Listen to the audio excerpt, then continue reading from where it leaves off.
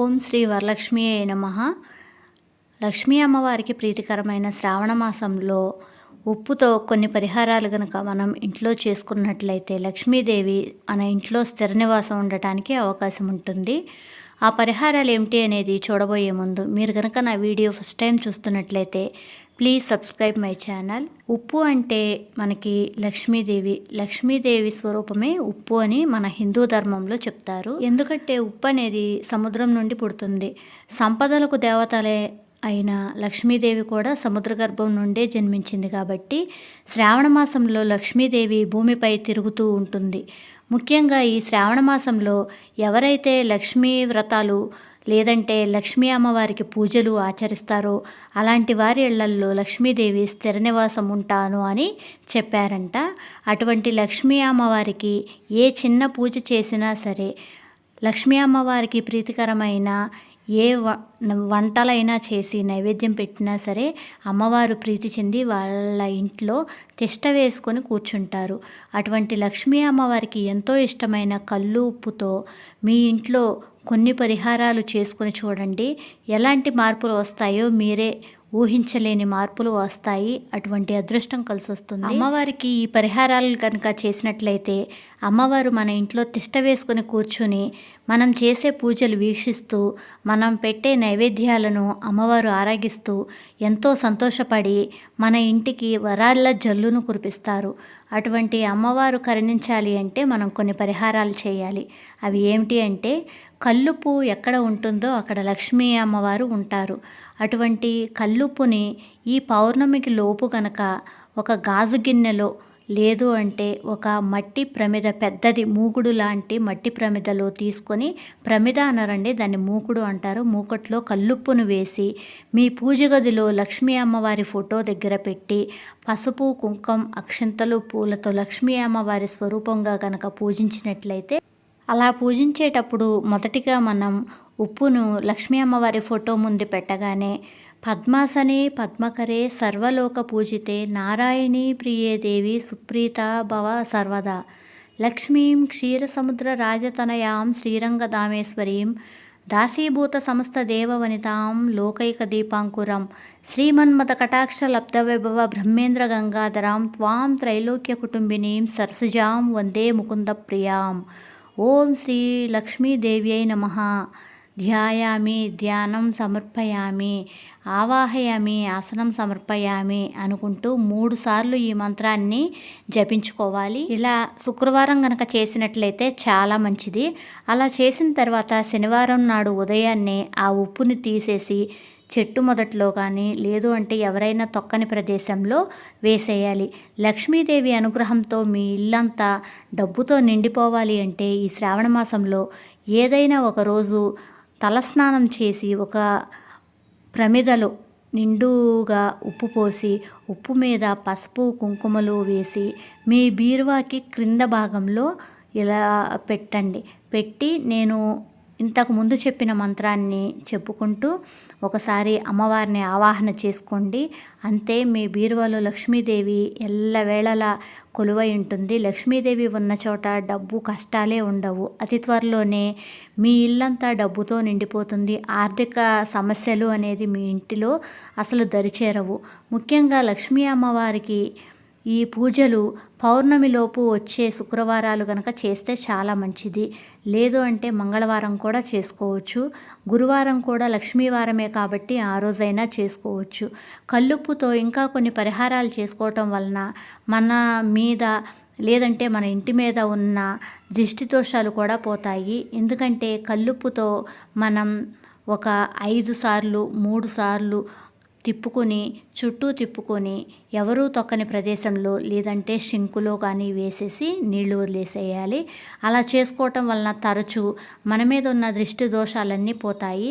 అలాగే కొంచెం కళ్ళుప్పుని నీళ్ళల్లో వేసి మనం గనక తరచూ ఇళ్ళు తుడుచుకుంటూ వస్తుంటే మన ఇంట్లో ఉన్న నెగిటివ్ ఎనర్జీ అంతా పోయి పాజిటివ్ ఎనర్జీ అనేది ఎప్పుడూ మన ఇంట్లో ఉంటుంది. మన జాతకంలో కూడా ఇటువంటి దోషాలున్నా ఇటువంటి ఉప్పు పరిహారాలు చేయటం వలన అవన్నీ పోయి మనకి లక్ష్మీదేవి అనుగ్రహం అనేది త్వరగా సిద్ధిస్తుంది. అంతేకాదండి, వాస్తు దోషాలున్నా కూడా ఈ ఉప్పుతో పరిహారాలు చేసుకోవటం వలన ఎటువంటి వాస్తు దోషాలున్నా కూడా అవన్నీ క్లియర్ అయిపోతాయి. ముఖ్యంగా మన ఇంట్లో ఏ పూజా కార్యక్రమాలు మొదలుపెట్టుకునేటప్పుడైనా సరే, మనం ఇంటిని శుభ్రం చేసుకునేటప్పుడు ఉప్పు నీళ్ళల్లో వేసి మొత్తం ఇల్లంతా తుడుచుకున్నట్లయితే ఇటువంటి చెడు ప్రభావాలున్నా కూడా అవన్నీ తొలగిపోయి మనకి ఐశ్వర్యం అనేది ప్రాప్తిస్తుంది. అలాగే ఇంట్లోకి ఖచ్చితంగా లక్ష్మీదేవి అనేది అడుగు పెడుతుందండి. కాబట్టి మీరు చేసే పూజలకు అమ్మవారి అనుగ్రహం సంపూర్ణంగా లభించాలి అంటే కనుక ఈ ఉప్పుతో పరిహారాలు తప్పకుండా అందరూ చేయాలి.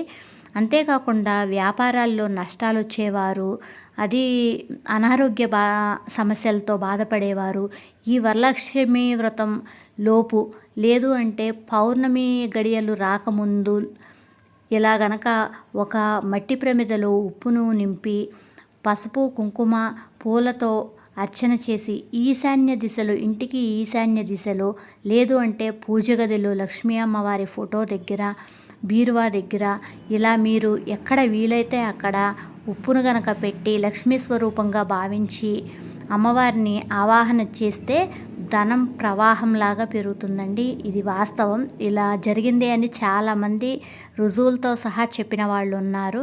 అలాగే చాలామంది మనసులో ఏదో ఒక తీరని కోరిక అనేది ఉంటుంది. అలాంటి కోరికలు ఉన్నవాళ్ళు కూడా ఈ ఉప్పు పరిహారం చేసేటప్పుడు వారి కోరిక, వారి మనసులో ఉన్న కోరిక అమ్మవారి కనుక విన్నవించుకున్నట్లయితే తప్పకుండా ఆ కోరిక త్వరలోనే నెరవేరుతుంది. అంతేకాదండి, రాళ్ల ఉప్పులో 4 లవంగాలు కూడా లక్ష్మీ అమ్మవారికి చేసే పరిహారాల్లో చాలా బాగా ప్రభావం అనేది చూపిస్తాయి.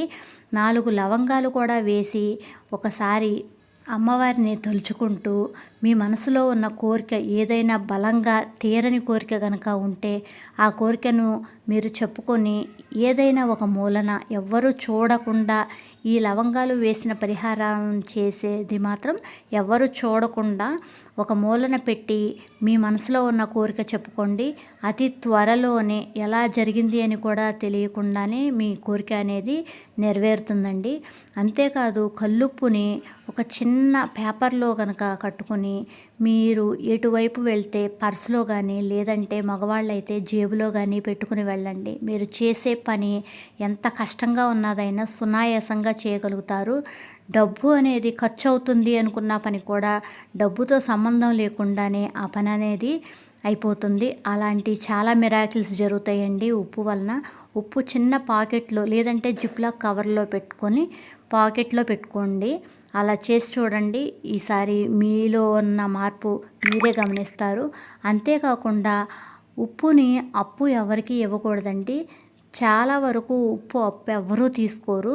అలా మనం కూడా ఇవ్వకూడదు. మనం చేతికి ఎవరికి ఉప్పు అనేది ఇవ్వకూడదు. ఎందుకంటే మనలో ఉన్న అదృష్టం మొత్తం ఉప్పు రూపంలో వాళ్ళకు వెళ్ళిపోతుంది. 6 దాటిన తర్వాత ఉప్పు ఎవరికి ఇవ్వకూడదు. ఇంటి పక్కన ఎవరైనా అప్పు అడిగినా సరే ఉప్పు అనేది ఇవ్వకూడదు.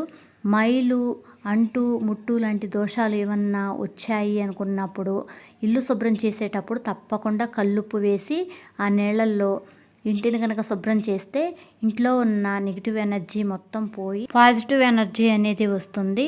మనం చేసే పనిలో ఏదైనా మనకి సక్సెస్ అనేది రావాలి అంటే, మనం ఎటువంటి పని మొదలుపెట్టి అది విజయవంతంగా పూర్తి కావాలి అంటే నీళ్ళల్లో కొంచెం ఉప్పు వేసుకొని ఇల్లంతా చిలకరించండి చాలు.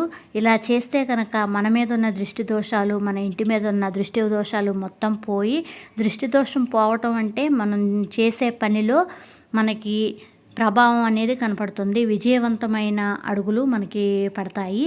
ఈ విధంగా అన్ని రకాలుగాను ఉప్పు అనేది మనకి సహాయపడుతుందండి. కాబట్టి విష్ణుమూర్తికి ఎంతో ప్రీతికరమైన, విష్ణుమూర్తి జన్మించిన శ్రవణ నక్షత్రం కాబట్టి ఈ శ్రావణ మాసంలో అమ్మవారు చేసే ప్రతి పూజ గురించి, అమ్మవారికి చేసే ప్రతి పూజ అమ్మవారికి చాలా ప్రీతికరంగా ఉంటుంది.